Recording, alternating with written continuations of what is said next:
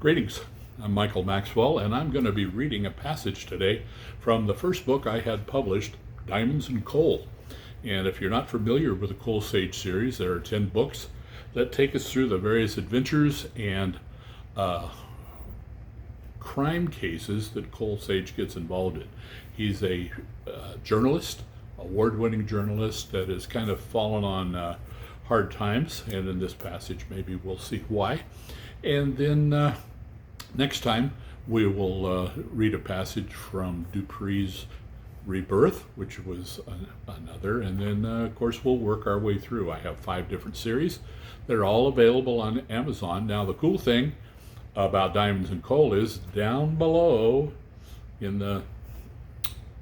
there's a link to get a free copy. So if you're intrigued by what I read this afternoon, swing by there and get your own free copy. And don't forget to subscribe. That way you'll know when the next video's posted. Okay? Let's do this. Diamonds and Coal, Chapter 1. Cole flicked a pickle onto the grass just across the sidewalk. He slapped the bun in his hands back together and took a bite. Not just the same as it used to be, he thought. Hamburgers had been his favorite food as a child. Now he rarely ate them. Sometimes he wondered, what's the use? He bought the burger only because he needed comfort food. He really wanted mashed potatoes and dark gravy. Dark, thick gravy. Heavily peppered gravy. He had no idea where to get gravy like he wanted anymore, so he settled for the burger. On the way to the park, it seemed like just the thing. It wasn't. Now he felt like giving up. She liked pickles. All these years later, he still remembered that. Frowning deeply, he gazed down at the sidewalk. She hated olives, though. They used to go order pizza, a large combo, and she'd pick off all the olives. He asked her once, why don't you just order it without olives? She said that she didn't want to be a bother. He dropped the unfinished burger back into the bag. As he crossed the park, he dropped the bag into a rusted garbage can and gave a half-hearted grin. What do you suppose she's doing today? Cole wondered. He drifted towards the edge of the park and slid deeper into memory. Who was that singer she liked? Kenny somebody. It had been longer than he thought. A tall, thin, gay couple skated past him hand in hand. Rankin, Kenny Rankin, that was his name. Kind of a jazzy style. He really messed up Beatles songs, especially Blackbird. He remembered how he borrowed her Rankin album on her insistence and how it warped in the trunk of his car. He knew he wouldn't like it. In fact, it never made it into the house. His stomach tightened a bit with the guilt of never having it replaced. Oh, how he longed to hear Kenny Rankin sing Blackbird. He reached into his pocket for his car keys. Wash your windows? No thanks, Cole said without looking up. Turning at the sound of a guttural muttering, Cole was inches from one of a myriad of homeless people that had invaded the park in the last few years. The dirty figures sneered and seemed to grow taller and more erect with the refusal. The thin frame, shoulders pulled back and chest thrown out, suddenly became the taller of the 2 men, now facing each other on the sidewalk. His pants were held up with a thick piece of rope knotted twice in front. The extra rope was tucked into his front pockets. A set of ribs showed from under the green army blanket slung over his right shoulder and tied chest high with a second piece of rope. Wash your windows? The request had become a demand. No, I don't want my windows washed. What, you think you're better than I am? I got rights. Rights? I can earn a living same as you. Suits don't rule everything. I got rights. Me too. Now get out of my way. I said I don't want my windows washed.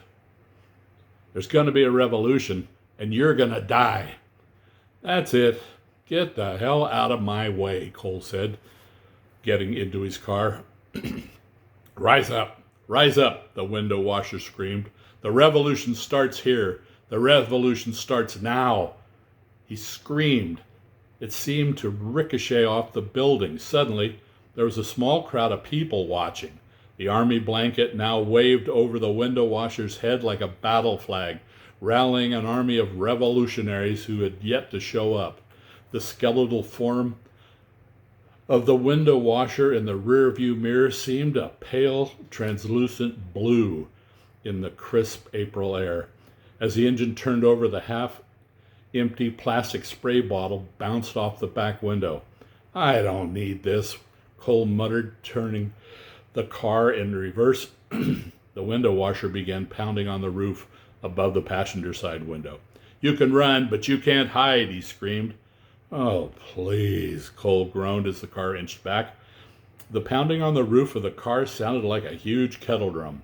Turning, he saw the emaciated derelict at the window, fumbling with the rope that held up his ragged Ben Davis khakis. The oversized trousers dropped to the ground. The window washer grabbed his penis and shook it towards the window. "We know who you are. We'll hunt you down. You will pay." The window was suddenly awash in yellow-brown fluid. "I don't need this. Not today." Cole dropped the car into drive and accelerated away from the curb. In the rearview mirror, the thin bluish figure stood in the middle of the street, khakis around his ankle, fists raised in the air, screaming, "Rise up! Rise up! Up, up, up, up, up!" Merging into the after-lunch traffic, Cole shifted his weight, settled into the well-worn seat, and laughed. The laugh wasn't because he was amused. It was the only thing he could do. To his amazement, he started to cry. Real tears ran down his cheeks and blurred his vision. Real tears mixed with the sound of sobbing laughter. He tossed his sunglasses into the stack of newspapers on the seat next to him and wiped his eyes with the back of his hand. He never felt so lonely, and he was used to being alone. This was different, though. This was a deep, aching sort of "my mother just died and nobody knows my name" free fall into alone. The doctor would probably diagnose it as depression and give him some happy pills. It was a depression, all right, but not the kind the doctor would see. Cole knew the cause. He knew the cure, but it was about 22 years too late. Lately, he had just been down. Maybe it was the onslaught of middle age. Maybe it was not having someone or something he felt he belonged to. He used to love his job. Now it was a job. The fire was gone, the focus, the purpose, or whatever you wanted to call it. Cole had too many memories. Places he had been, people he'd known, things he'd seen, but they all came back around to her. She was the greatest thing in his life, and worst, he lost her. Why she started haunting his thoughts was a mystery. For the past 2 years, she'd been on his mind. He told himself he should find her, talk to her. He knew it wouldn't do any good. It had been over 20 years since he had seen her. In the years since they parted, he had gone on to do all the things in life he set out to do, except marry her.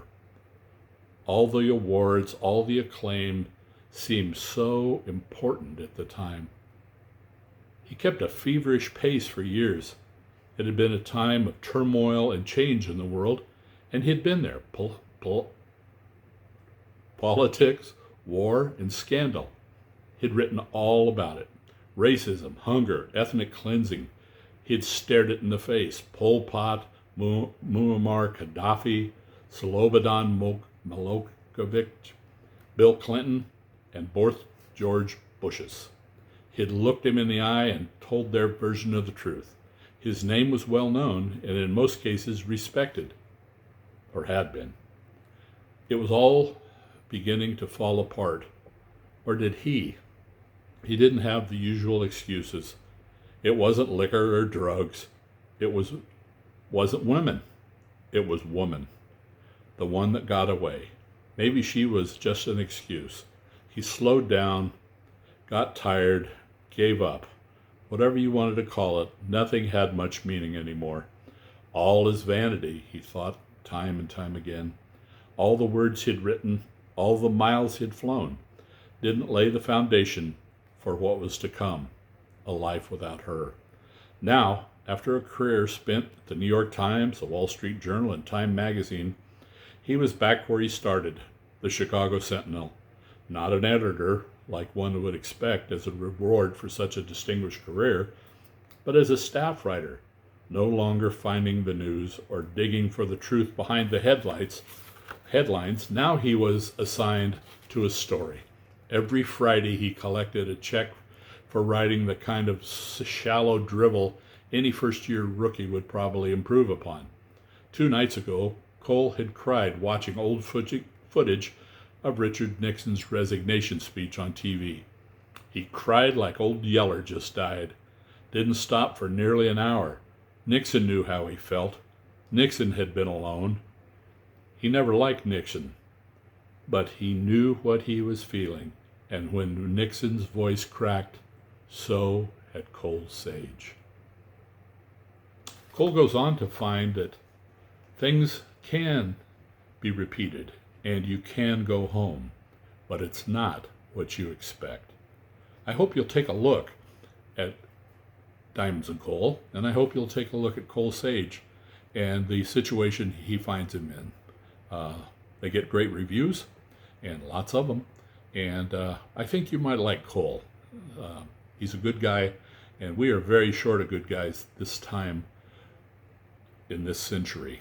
And they're shy on F-bombs and steamy sex scenes, so if you're looking for something cleaner, maybe something you could share with your family and kids, you may have found a home. So I hope you'll go down below in the comments I've made, find the link, and get your free copy. Until next time, thanks for dropping by, and don't forget to do something nice for somebody today.